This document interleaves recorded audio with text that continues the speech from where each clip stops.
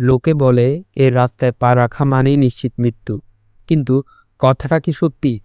কেন প্রতি বছর হাজার হাজার মানুষ ২,০০০ ফুট গভীর খাদের কিনারা ঘেঁষে নিজেদের জীবন বাঁচিয়ে রাখতে ছুটে আসে? আমরা কথা বলছি বলিভিয়ার উত্তর ইয়ঙ্গাস রোড নিয়ে, যা গোটা দুনিয়ায় ডেথ রোড নামে বেশি পরিচিত।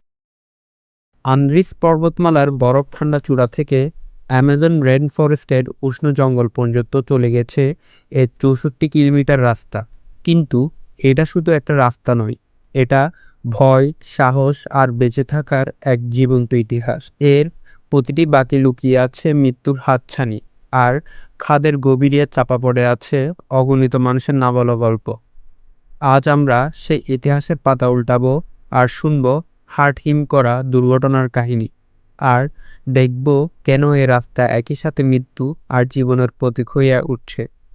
আমাদের এই রুদ্ধশ্বাস যাত্রায় আপনাকে স্বাগত। হ্যালো বন্ধুরা, যদি চ্যানেলটি সাবস্ক্রাইব করা না থাকে তাহলে অনুরোধ করব চ্যানেলটি সাবস্ক্রাইব করে বেল আইকনটি বাজিয়ে দিন। তাহলে চলুন শুরু করা যাক। এই রাস্তার গল্পটা শুরু হয়েছিল রক্ত আর ঘামে। ১৯৩০-এর দশকে চাকো যুদ্ধের সময় বন্দী ও শ্রমিকদের দিয়ে এ রাস্তা নির্মাণ করা হয়।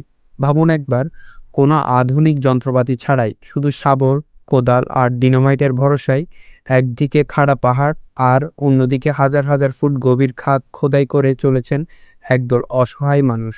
নির্মাণের সময় ভূমিধস আর দুর্ঘটনায় প্রাণ যায় বহু শ্রমিকের। তাই বলা যায় এ রাস্তার ভিত্তিটাই তৈরি হয়েছিল মৃত্যুর উপর। এর উদ্দেশ্য ছিল একটাই, বলিভিয়ার রাজধানী লাপাসের সাথে আমাজন জঙ্গলের দুর্গম ইয়ঙ্গাস অঞ্চলকে যুক্ত করা। কয়েক দশক ধরে এটাই ছিল একমাত্র রাস্তা। ফলে ব্যবসা বাণিজ্য থেকে শুরু করে সাধারণ মানুষের যাতায়াত সবকিছুই চলত এই দুঃস্বপ্নের পথ ধরে। কৃষকদের তাদের ফসল যেমন কোকো, কফি আর ফল শহরে পৌঁছে দিতে এই মৃত্যুফাত পাড়ি দেওয়া ছাড়া আর কোনো উপায় ছিল না। তাই প্রয়োজনের তাগিদে বিপদটা জেনে বুঝে মানুষ প্রতিদিন এই রাস্তায় জীবন বাজি রাখত। কি এমন আছে এই রাস্তায় যা একে পৃথিবীর সবচেয়ে বিপজ্জনক বানিয়ে তুলেছে? উত্তরটা লুকিয়ে আছে এর ভয়ঙ্কর নকশার মধ্যেই। প্রথমত, রাস্তাটা অবিশ্বাস্য রকম শুরু। অনেক জায়গায় চওড়া মাত্র ১০ ফুট, মানে দুটো গাড়ি পাশাপাশি যাওয়া প্রায় অসম্ভব। একটা গাড়িকে খাদের একেবারে কিনারায় দাঁড়িয়ে অন্যটিকে যাওয়ার জন্য জায়গা করে দিতে হতো। দ্বিতীয়ত, এর এক পাশে কোনো রেলিং বা নিরাপত্তা বেষ্টনী নেই। চালকের সামান্য একটা ভুল বা এক মুহূর্তের অমনোযোগ মানে সোজা ২,০০০ ফুট গভীর খাদে। সে গভীরতা এতটাই যে একবার কোনো গাড়ি নিচে পড়ে গেলে তা খুঁজে বের করাও ছিল প্রায় অসম্ভব। রাস্তার ধারে সারি সারি যে ক্রস চিহ্নগুলো দেখা যায়, সেগুলো এখানে প্রাণ হারানো মানুষগুলোর নীরব সাক্ষী হয়ে আজও দাঁড়িয়ে আছে। আর সবচেয়ে বড় চ্যালেঞ্জ হলো এখানকার আবহাওয়া। আন্দ্রিসের উচ্চতা থেকে অ্যামাজনের জঙ্গলে নেমে আসার পথে আবহাওয়া এখানে ক্ষণে ক্ষণে রং বদলায়। এ ঝকঝকে রোদ, তো এই মুষলধারে বৃষ্টি, আবার হঠাৎ করে ঘন কুয়াশা এসে চারপাশটা এমন ঢেকে ফেলে যে দৃশ্যমানতা প্রায় শূন্য হয়ে যায়। বৃষ্টির পানিতে মাটির রাস্তা মারাত্মক পিচ্ছিল হয়ে ওঠে, আবার পাহাড় থেকে প্রায় পাথর ও ভূমিধসের ঘটনা ঘটে। এই সমস্ত প্রাকৃতিক আর মানুষের তৈরি কারণ মিলেই ডেথ রোডকে এক ভয়ঙ্কর মৃত্যুফাঁদে পরিণত করেছে। ডেথ রোডের সবচেয়ে ভয়াবহ অধ্যায় হলো এর দুর্ঘটনার ইতিহাস। যখন এই রাস্তা সবচেয়ে বেশি ব্যবহৃত হতো সে ৯০-এর দশকে, প্রতি বছর গড়ে ২০০ থেকে ৩০০ মানুষ এখানে মারা যেত।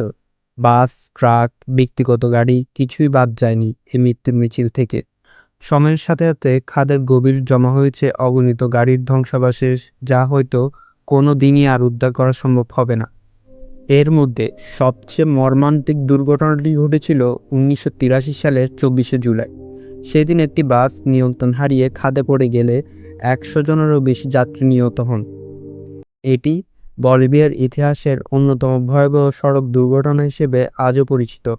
একবার ভাবুন, একটা বাসের সাথে সাথে ১০০টা পরিবারের স্বপ্ন, আশা আর জীবন এক মুহূর্তে শেষ হয়ে গিয়েছিল। আরেকটি বড় ঘটনা ঘটে ১৯৯৯ সালে, যখন কয়েকজন পর্যটককে নিয়ে একটি গাড়ি খাদে পড়ে গেলে তারা নিহত হন। এ ধরনের ঘটনায় আন্তর্জাতিকভাবে ডেথ রোডকে তার কুখ্যাত পরিচিতি এনে দেয় এবং এর ফলে রাস্তাটি বিশ্বের অন্যতম বিপজ্জনক রাস্তা হিসেবে পরিচিতি পায়। এই রাস্তায় একটা অদ্ভুত কিন্তু খুব জরুরি নিয়ম মানা হয়। সবাই রাস্তার বাম পাশে ঘেঁষে গাড়ি চালায়।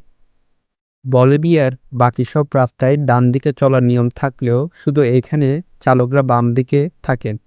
এর কারণ হলো যাতে খাদের কিনারায় থাকা চালক তার চাকার অবস্থান সম্পর্কে স্পষ্ট ধারণা পান এবং বুঝতে পারেন খাদের কতটা কাছে তিনি আছেন।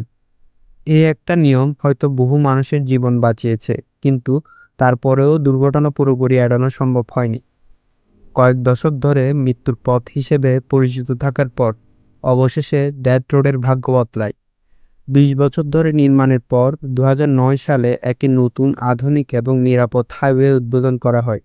২ লেন, পাকা রাস্তা, গার্ডরেল আর উন্নত ড্রেনেজ সিস্টেম সহ এই নতুন রাস্তা চালু হওয়ার পর পুরনো ডেথ রোডের উপর চাপ প্রায় ৯০% কমে যায়। ভারী ট্রাক আর বাসগুলো নতুন রাস্তা ব্যবহার করা শুরু করে, আর পুরনো রাস্তাটি ধীরে ধীরে প্রায় পরিত্যক্ত হয়ে পড়ে। কিন্তু এখানে গল্পের শেষ নয়, বরং এক নতুন অধ্যায়ের শুরু। যে রাস্তাকে একদিন মানুষ ভয়ে এড়িয়ে চলত, সেটাই এখন বিশ্বজুড়ে অ্যাডভেঞ্চার প্রেমী পর্যটকদের কাছে অন্যতম সেরা আকর্ষণ হয়ে উঠেছে। প্রতি বছর প্রায় ২৫,০০০ পর্যটক এখানে আসেন, বিশেষ করে মাউন্টেন বাইকিংয়ের রোমাঞ্চ অনুভব করতে।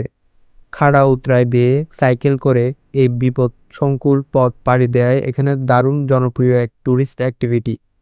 তবে পর্যটকদের আনাগোনা বাড়লেও এর বিপদ এক চুলও কমেনি। ১৯৯৮ সাল থেকে এখন পর্যন্ত অন্তত ১৮ জন সাইক্লিস্ট এ রাস্তায় প্রাণ হারিয়েছেন।